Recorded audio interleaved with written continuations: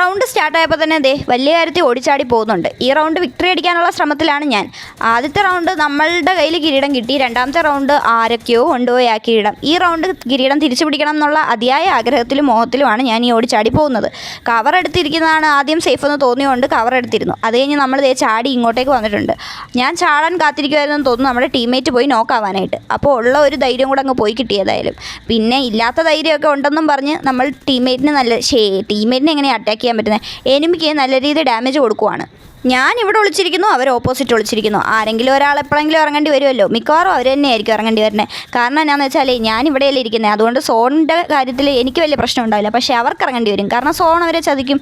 പറഞ്ഞു തീരേണ്ട താമസം. സോൺ പതുക്കെ ചതിച്ചു തുടങ്ങി. അങ്ങനെ ഓരോരുത്തരായിട്ട് ചാടി വീണു. ഞാൻ തല നോക്കി അടിക്കുന്നു.